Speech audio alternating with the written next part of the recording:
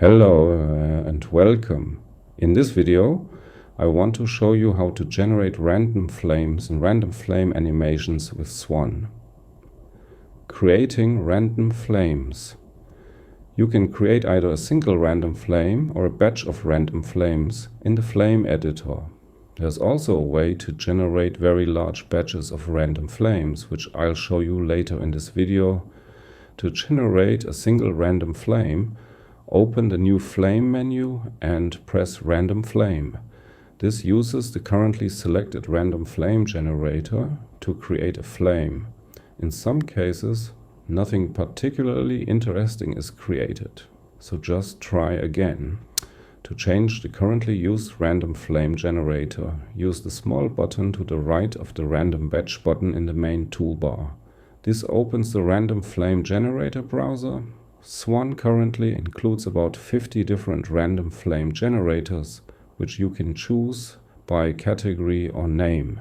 You can also mark certain generators as favorites and then display only your favorite generators.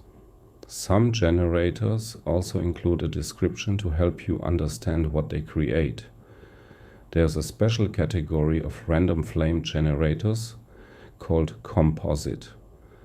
A composite random flame generator uses other simpler random flame generators to compose a flame with a specific style.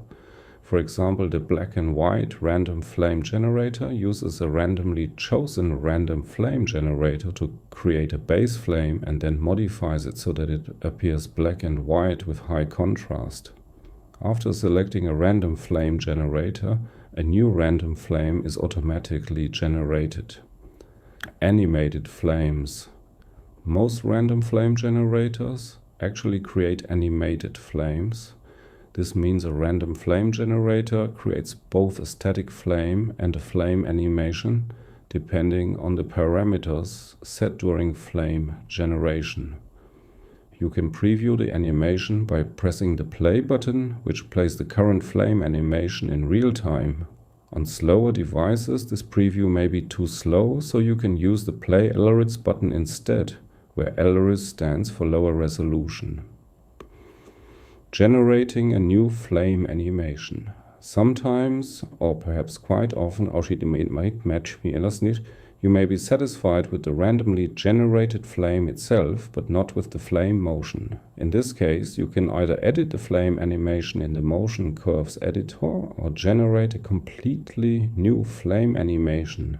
The Motion Curves editor is a more complex module, so there will be a separate video dedicated to that topic.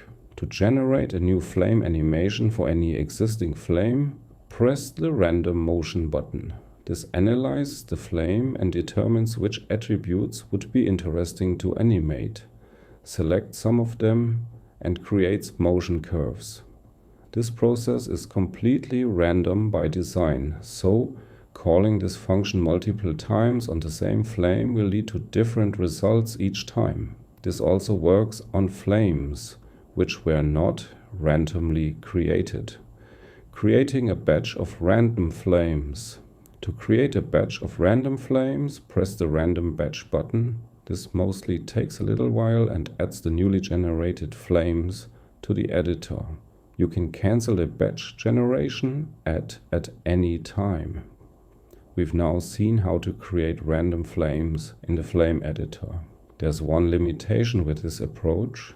Generating a random flame takes a significant amount of time. This is because for each random flame you finally see, Swan internally generates a large number of temporary random flames, creates a preview render of these flames, and then selects the one that appears most appealing by applying certain rating algorithms. This more interactive approach inside the flame editor isn't well suited for generating really large batches of random flames. Creating large batches of random flames. To generate a huge random flame batch, go to the Info module. Under Utilities, you enter the number of flames you want to generate and select the desired random flame generator. You can then leave the software running unattended. It generates the random flames in a folder which contains both the flame files and a rendered preview image for each flame.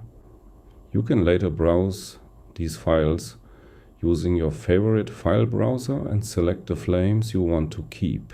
For each batch, a separate subfolder is created, and you can cancel the batch at any time. This is the end of this video.